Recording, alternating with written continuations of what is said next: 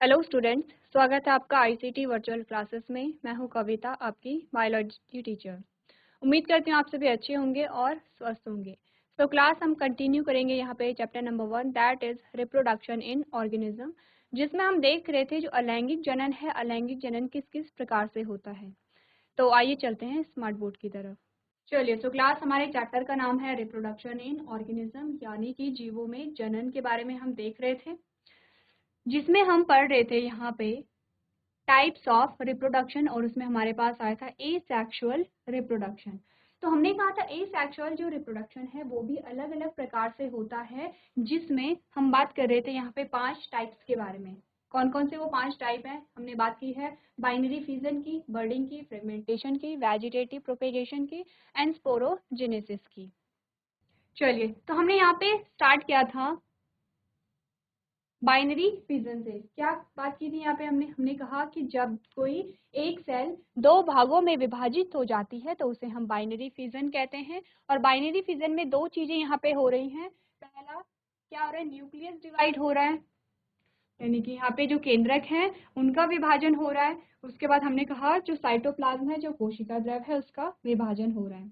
Example हमारे पास क्या आया है? अमीबा आया है, जिसे हम काफी टाइम से पढ़ते चले आ रहे हैं कि अमीबा में बाइनरी फिजन पाया जाता है। और बाइनरी फिजन में क्या होगा, देखिए आपको ध्यान रखना है, बाइनरी फिजन में हो क्या रहा है? एक सेल से 2 संतति कोशिकाओं का निर्माण हो रहा है। ये क्लियर है? सेकंड हमारे पास आता है फिजन है वो अलग अलग डायरेक्शन में होता है। जैसे कि हमने कहा जो बाइनरी फिजन हमारे पास है वो अलग अलग डायरेक्शन में होता है। जैसे सिंपल बाइनरी फिजन में क्या हो रहा है?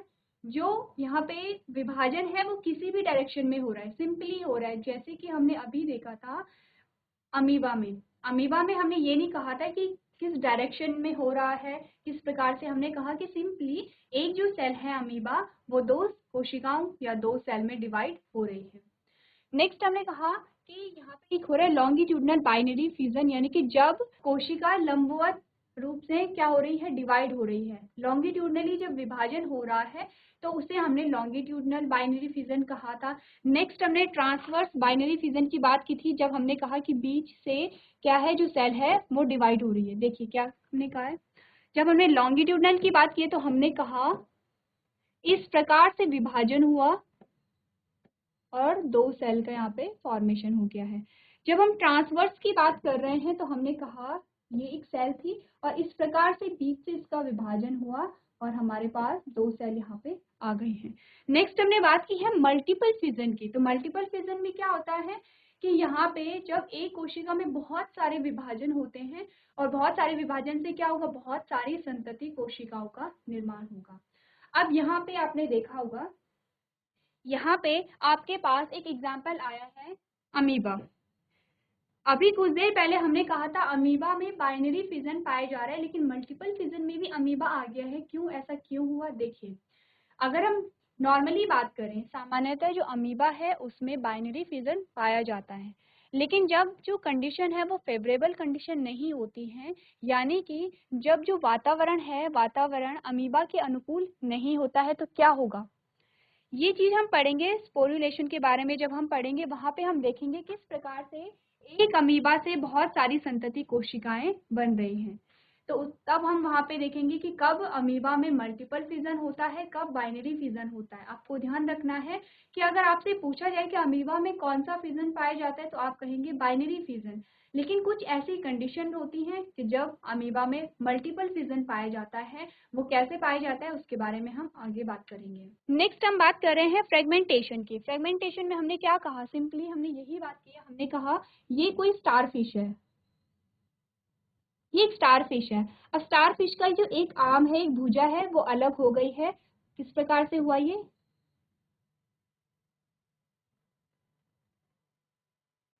इस प्रकार से ये जो भुजा है वो अलग हो गई। अब क्या होगा? ये जो अलग भुजा हुई, इससे एक अलग स्टारफिश का फॉर्मेशन हो जाएगा, एक अलग स्टारफिश का फॉर्मेशन हो जाएगा और यहाँ पे इस भुजा का नया निर्माण यहाँ पे हो जाएगा। क्या हुआ? देखिए, फ्रेगमेंटेशन में सिंपली हमने कहा जो जनक कोशिका है, जो पेरेंट बॉडी है, उसका कोई भी पार्ट अलग हो जाता है।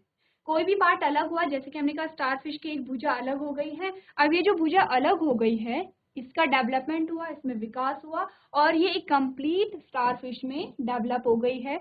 अब ये जो भुजा यहाँ पे अलग हुई थी, इसमें भी क्या हुआ, नई भुजा का यहाँ पे निर्माण हो गया है। तो इसी प्रकार से हमने क्या देखा, स्पायरोगायरा में भी देखा। स्पायरोगायरा क्या है, एक प्रकार की एल्गी है, शैवाल है, जिसे हम साधारण भाषा में काई कहते हैं। आपको पता होना चाहिए कि शैवाल क्या होता है। जब आपने क्लास 9th में डाइवर्सिटी चैप्टर पढ़ा था तो आपने डिटेल में जाना था एल्गी क्या होती है, एल्गी के क्या फीचर्स होते हैं। तो हमने क्या कहा, हमने कहा कि जो स्पायरोगायरा है उसमें सिंपली क्या होगा कि बॉडी से कहीं से भी उसकी बॉडी डिवाइड हो जाएगी, यानी कि उसके शरीर में कहीं से भी विभाजन हो जाएगा और जितने भागों में वो शरीर टूटेगा उतने ही वहाँ पे संतति कोशिकाएं बन जा रही हैं। देखिए, अगर इस स्पायरोगायरा के बहुत सारे पीस हो जाते तो यहाँ पे क्या होता है, एक ये भी पीस बन जाता, एक ये पीस बना हुआ है, एक ये भी पीस बन जाता और एक ये पीस बना हुआ है। तो यानी कि जितने पीसेस यहाँ पे होंगे उतने स्पायरोगायरा यहाँ पे बन जा रहे हैं, जिसे हम विखंडन कह रहे हैं या फ्रेगमेंटेशन कह रहे हैं। बहुत सिंपल सी प्रोसेस है, यहाँ पे आपको कुछ डिफिकल्टी नहीं आनी चाहिए। नेक्स्ट हमने कहा है रीजनरेशन। रीजनरेशन यानी पुनर्जनन। अब क्या होता है, देखिए, रीजनरेशन जब तब होगा जब विखंडन की प्रक्रिया होती है। हमने कहा कि हमारे पास एग्जाम्पल प्लेनेरिया का है। प्लेनेरिया की जो बॉडी है वो दो भाग में जब डिवाइड हो जाती है, इसे हम क्या कहेंगे, विखंडन कह रहे हैं। विखंडन हुआ तो फिर क्या हुआ, रीजनरेशन हुआ, यानी कि जो खोए हुए अंग हैं उनका पुनः निर्माण शुरू हो गया है। इसे ही हमने क्या कहा, पुनर्जनन कहा। क्या अगर आप इमेज बनाएंगे तो कैसे आपने देखा,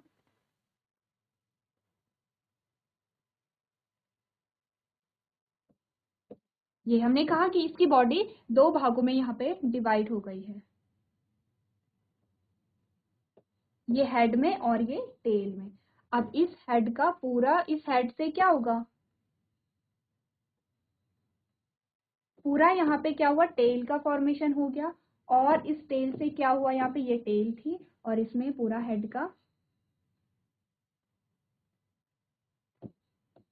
डेवलपमेंट हो गया यहाँ पे क्या हुआ, विखंडन हुआ और रीजनरेशन यहाँ पे हो गया है। चलिए नेक्स्ट हम बात करते हैं बर्डिंग के बारे में। तो बर्डिंग में सिंपली हमने क्या कहा, हमारे पास हाइड्रा था, हाइड्रा का एग्जाम्पल हमने लिया था, हमने कहा ये हाइड्रा है,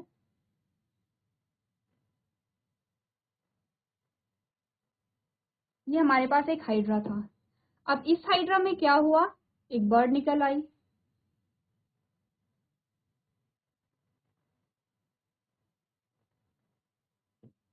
ये क्या निकल आई, एक बर्ड निकल आई। अब ये बर्ड धीरे धीरे धीरे धीरे ग्रो करेगी और एक पूरी कंप्लीट हाइड्रा में डेवलप हो जाएगी। ये बात हम कर चुके थे कि यहाँ पे क्या हो रहा है, यहाँ पे हाइड्रा का डेवलपमेंट हो रहा है एक बर्ड के रूप में। जैसे कि हमने इमेज में देखा, ये क्या है, पेरेंट हाइड्रा है, यानी कि जनक हाइड्रा है। जनक हाइड्रा में एक छोटी सी बर्ड यहाँ पे निकल गई है। अब इस बर्ड का डेवलपमेंट होकर यहाँ पे ऐसी ही संरचना बनेगी जैसे कि यहाँ पे इस हाइड्रा की है, यानी जनक जैसी ही संरचना बन रही है उस बर्ड के द्वारा। अब ये बर्ड क्या होगा, यहाँ से जब ये बर्ड अलग हो गई है तो इसने नए हाइड्रा का निर्माण कर दिया है, यानी संतति हाइड्रा का यहाँ पे क्या हो गया है, निर्माण हो गया है। अब जब हम बर्डिंग की बात करते हैं तो बर्डिंग दो प्रकार की हमारे पास आती है। हम बात कर रहे हैं बर्डिंग की,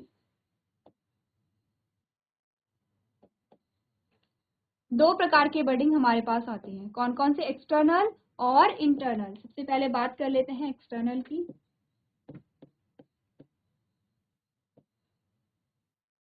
और इंटरनल,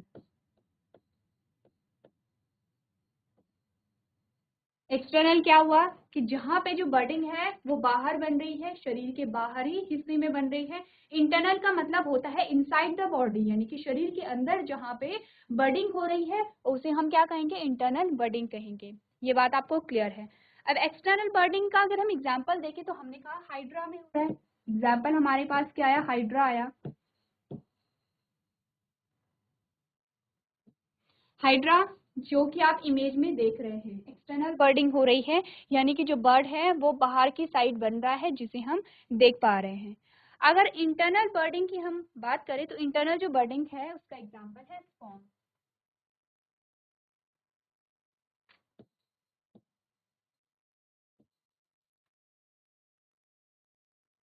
स्पॉन्जेस हमारे पास आते हैं इसमें इंटरनल बर्डिंग में। तो क्या होता है स्पॉन्ज में, देखिए जब आपने पढ़ा होगा किंगडम एनिमेलिया के बारे में तो सबसे पहले आपने पॉरीफेरा के बारे में पढ़ा है। अब जानते हैं पॉरीफेरा क्या होता है, क्योंकि आपने 9th 10th से आप पढ़ते चले आ रहे हैं यहाँ पे।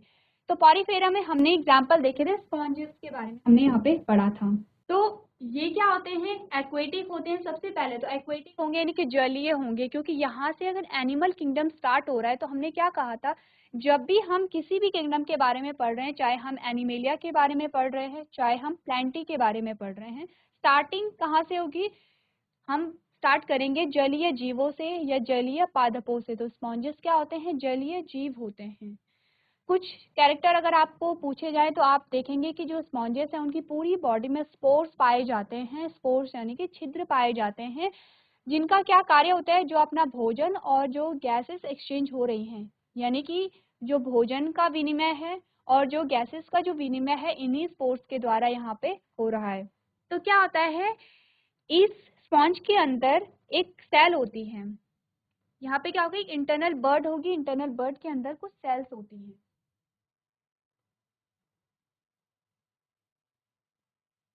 हमने कहा जो स्पॉन्जेस होती हैं, स्पॉन्जेस के अंदर कुछ क्या होती हैं, कुछ इंटरनल बर्ड होती है। कौन सी बर्ड, किस बर्ड की यहाँ पे बात हो रही है, देखिए इसी प्रकार की कुछ जो बर्ड होती हैं। तो यहाँ पे कुछ बर्ड निकल जाती है, जैसे इस प्रकार से आपने देखा होगा। ये क्या है, जब आप स्पॉन्जेस को देखेंगे तो यहाँ पे क्या है, कुछ बर्ड्स आ जाती हैं। और इस बर्ड्स को हमने क्या कहा, जेम्यूल इसे हम कहते हैं, इसे हम कहेंगे जेम्यूल।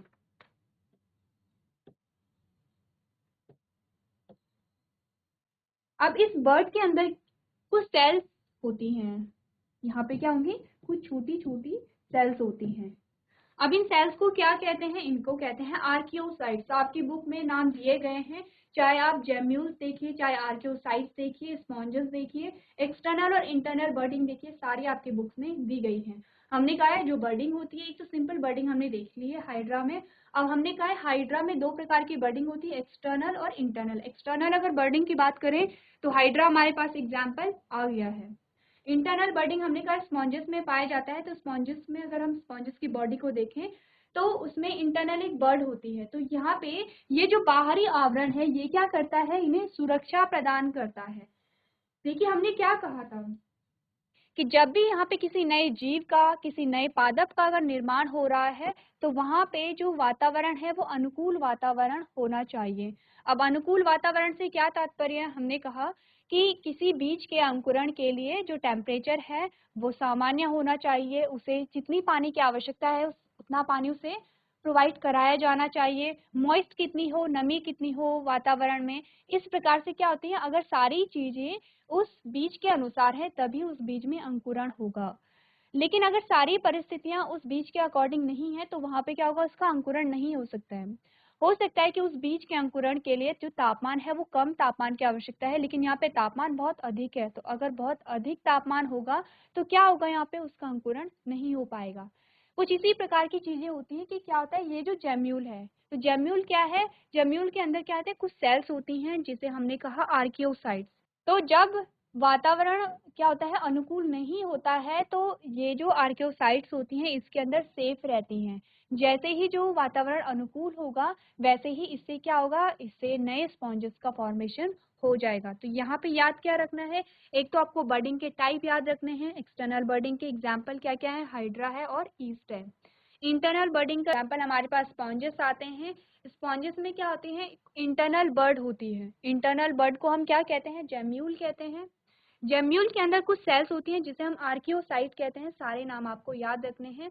अब आर्कियोसाइट्स ही वो होते हैं जो एक नए स्पॉन्जेस में, नए स्पॉन्ज में डेवलप हो सकते हैं। तो आपने क्या जाना, बर्डिंग कहाँ हो रही है, देखिए यहाँ पे बर्डिंग हो रही है बॉडी के अंदर। ये क्या है, इसीलिए से इंटरनल बर्डिंग कहा जा रहा है, क्योंकि बॉडी के अंदर यहाँ पे क्या हो रही है, बर्डिंग हो रही है। अब यहाँ पे हमने क्या देखा, ये जो पेरेंट हाइड्रा है इसके बाहर यहाँ पे बर्ड निकल रहा है, इसीलिए से एक्सटर्नल बर्डिंग कहा जा रहा है। तो ये बात यहाँ तक क्लियर है। नेक्स्ट हमारे पास क्या आता है, स्पोरुलेशन आता है। हमने कहा यहाँ पे क्या होगा, स्पोर्स के द्वारा नई संतति का निर्माण होगा। तो यहाँ पे एग्जाम्पल हमारे पास आता है अमीबा। हमने कहा था कि जब हम बात कर रहे थे यहाँ पे बाइनरी फिजन की, तो बाइनरी फिजन के एग्जाम्पल में हमारे पास अमीबा आया था। फिर जब हमने बात की यहाँ पे मल्टीपल फिजन की, तो वहां पे भी हमारे पास एग्जाम्पल अमीबा आया था। तो देखिए क्या होता है, मैंने आपको एक लाइन कही थी कि सामान्यतः अमीबा में क्या होगा, यहाँ पे बाइनरी फिजन होगा, लेकिन कभी कभी क्या होता है, कभी कभी यहाँ पे क्या होता है, जो अमीबा है, फॉर एग्जाम्पल ये अमीबा की बॉडी है। अब अमीबा के चारों जो वातावरण है वो उसके अनुकूल नहीं है, प्रतिकूल है, यानी कि अनफेवरेबल कंडीशन यहाँ पे है। कुछ भी हो सकता है। देखिए, अगर हम यहाँ पे बात कर रहे हैं अपने वातावरण की, तो यहाँ पे टेम्परेचर भी होगा, यहाँ पे वाटर भी होगा, यहाँ पे विंड भी होगा, यहाँ पे मॉइस्ट भी होगा, सारी चीजें यहाँ पे होंगी। तो कभी कभी सिंपली जो अमीबा है, अमीबा में रिप्रोडक्शन कैसे होगा, बाइनरी फिजन से होगा। हमने कहा केंद्रक डिवाइड होगा, केंद्रक में विभाजन होगा, साइटोप्लाज्म में विभाजन होगा, और एक अमीबा से, एक जनक अमीबा से दो संतति अमीबा यहाँ पे बन जाएंगे।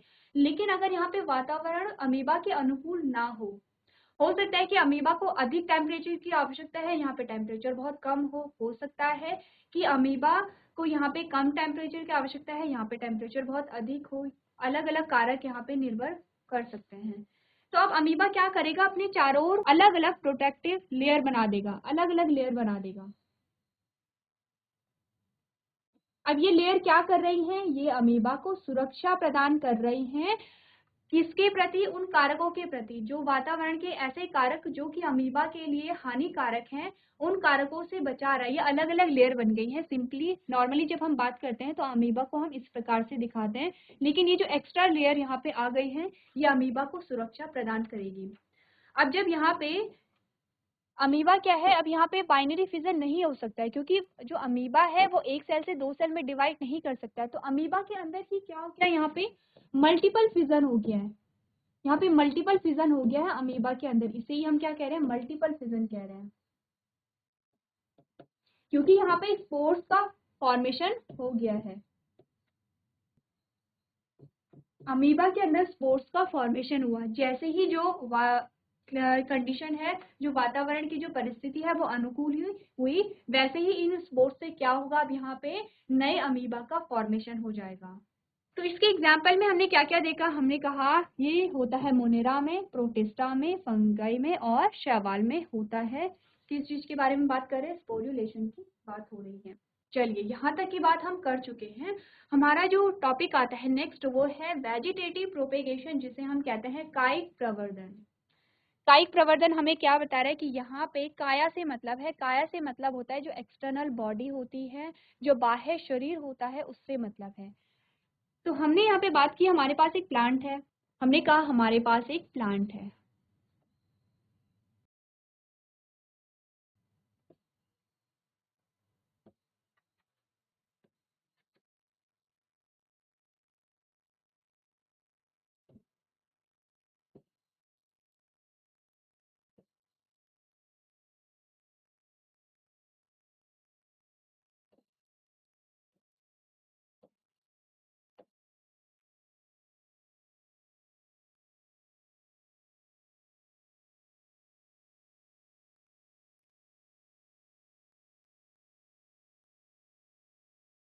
ये प्लांट है, इसके अलग अलग पार्ट्स हमारे पास आ गए हैं, जिसमें आपको रूट दिख रही है, आपको स्टेम दिख रहा है, आपको लीफ दिख रही है, और आपको फ्लावर दिख रहा है।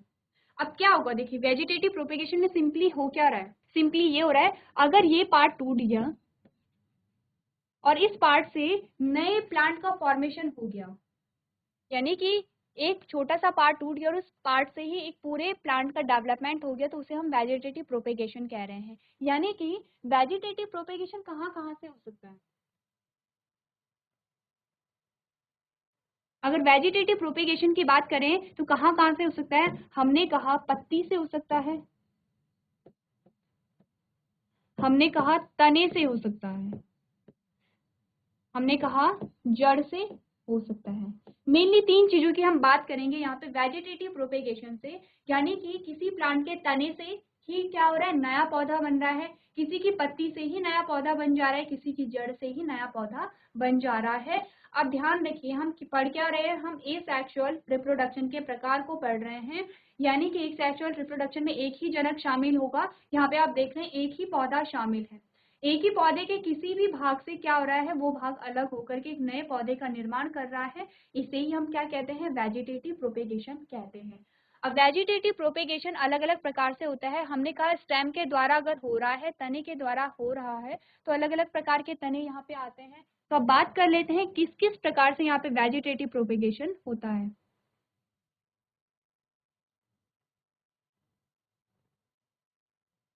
सबसे पहले बात करेंगे स्टेम यानी कि तने की। तने से किस प्रकार से यहाँ पे वेजिटेटिव प्रोपेगेशन होता है। तने के अलग अलग प्रकार हमारे पास आते हैं। सबसे पहले बात करेंगे अंडरग्राउंड स्टेम की। अंडरग्राउंड स्टेम का क्या मतलब होता है? जो भूमिगत तने होते हैं। आपने कभी सुना है भूमिगत तनों के बारे में? भूमिगत तने वे तने होते हैं जो कि जमीन से अंदर रहते हैं। लेकिन सिंपली हमने जब पढ़ा था पार्ट्स ऑफ प्लांट के बारे में, तो हमने क्या पढ़ा? हमने कहा जमीन से नीचे का जो भाग होता है पौधे का या पेड़ का, वो क्या होता है? जड़ होती है। लेकिन कभी कभी क्या होता है, जमीन से नीचे का जो भाग होता है वो तने का ही भाग होता है। तो सबसे पहले बात कर लेते हैं अंडरग्राउंड स्टेम के बारे में कि यहाँ पे किस प्रकार से यहाँ पे वेजिटेटिव प्रोपेगेशन होता है। तो अंडरग्राउंड स्टेम में भी अलग अलग प्रकार के होते हैं। सबसे पहला ट्यूबर हमारे पास आता है। ट्यूबर का जो एग्जाम्पल है वो है पोटैटो। हमने कहा एग्जाम्पल हमारे पास क्या है? पोटैटो यानी कि आलू। देखिए किस प्रकार से होगा। ये हमारे पास ये क्या है? भूमि है।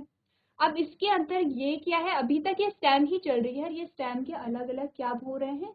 ब्रांचेस निकल रही हैं।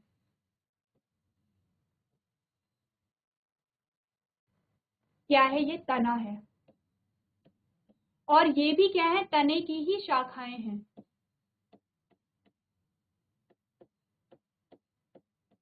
अभी तक ये भूमि के नीचे जो है, जो भाग है वो तना ही है। ये भी तना होगा। जो ऊपर जो पार्ट है, जो भूमि के ऊपर जो पार्ट है वो भी तना होगा। भूमि के नीचे जो है वो भी तना है। और ये तने की शाखाएं हैं। तो कभी कभी क्या होता है, तने की शाखाओं में यहाँ पे क्या होता है? स्टार्च जमा हो जाता है। यहाँ पे क्या होगा? ये स्टार्च जमा हो जाता है।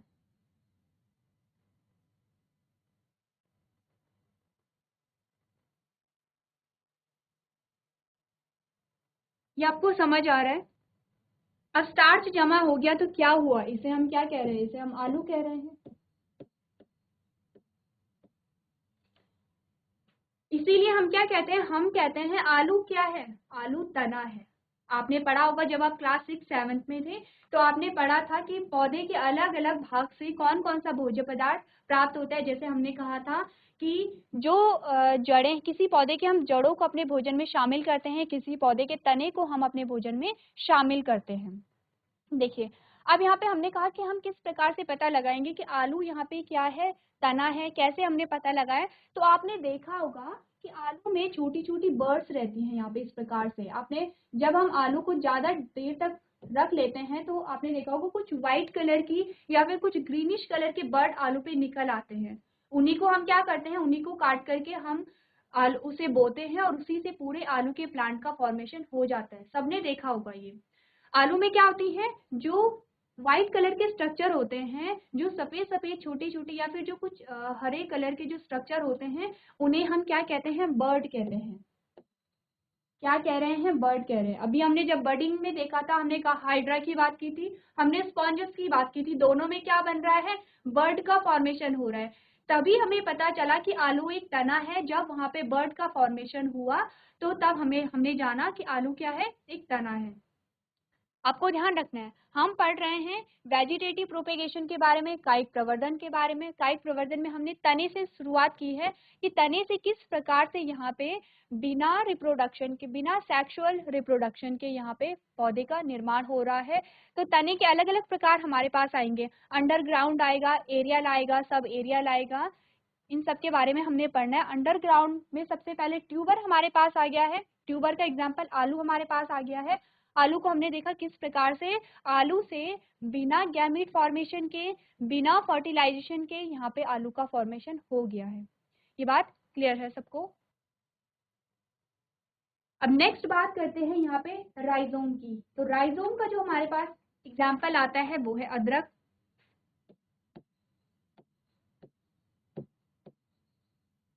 देखिए सारे क्या है? ये अंडरग्राउंड स्टेम है। आलू कहाँ पाया जाता है? जमीन के नीचे से हम निकालते हैं। अदरक कहाँ से निकालते हैं? जमीन के नीचे से हम निकालते हैं। अब अदरक को आपने देखा होगा किस प्रकार का स्ट्रक्चर हमने देखा है। इस प्रकार से हमने अदरक का स्ट्रक्चर देखा है।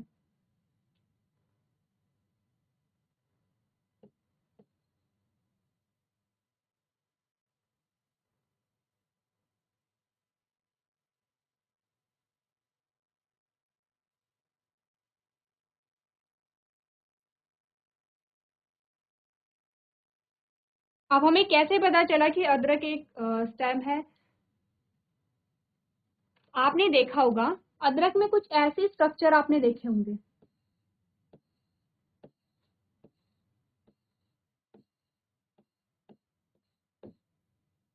क्या होते हैं ये स्ट्रक्चर? इन्हें कहते हैं नोड्स।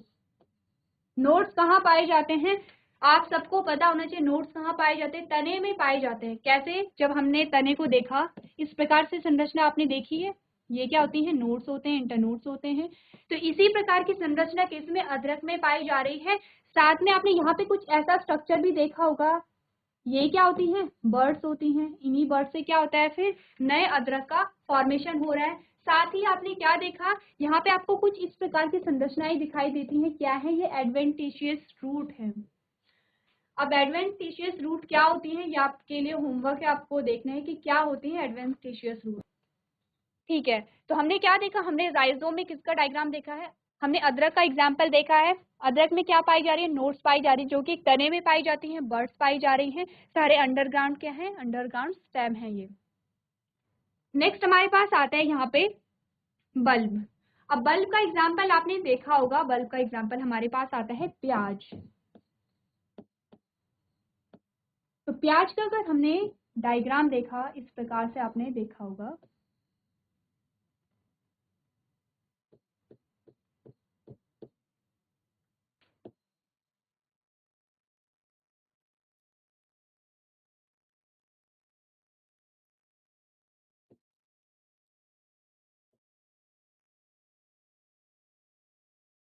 ये जो डिस्क है, ये क्या होगी? देखिए अलग अलग पार्ट्स अगर हम देखें प्याज का, तो ये तो होगी, ये फ्लैशी लीव्स होती हैं।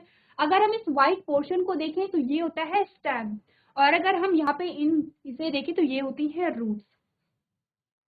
प्याज का हमारे पास आ गया है यहाँ पे बल्ब का एग्जाम्पल। आपको नाम याद रखने, अंडरग्राउंड स्टेम में हमारे पास 3 प्रकार के ऐसे स्टेम होते हैं जो वेजिटेटिव प्रोपेगेशन कर रहे हैं, यानी कि जो भूमिगत जड़ें होती हैं। सारे एग्जाम्पल आपकी बुक में दिए गए हैं, इसलिए ध्यान से देखिए, आपको देखना है। सबसे पहले हमने बात की है ट्यूबर की, यानी आलू की। सेकंड हमने राइजोम में एग्जाम्पल देखा है अदरक का, और बल्ब में हमने एग्जाम्पल देखा है प्याज का। अब प्याज में क्या हो रहा है, कैसे हमें पता चला? क्योंकि ये जो व्हाइट कलर का आपको जो सब्सटेंस दिख रहा है, ये क्या है? स्टेम होती है। नीचे आपको रूट का दिख रहा है, और ऊपर फ्लैशी लीफ होती है जिसे हम खाते हैं यहाँ पे। तो इस प्रकार से हमने क्या देखा यहाँ पे? अंडरग्राउंड स्टेम में देखा कि वेजिटेटिव प्रोपेगेशन किस प्रकार से पाया जाता है। चलिए, सो क्लास आज के सेशन में हम इतना ही करेंगे। आपको जो भी पढ़ाया गया है आपको वो रिवाइज करना है। तो अभी तक क्लास में बने रहने के लिए आपका धन्यवाद।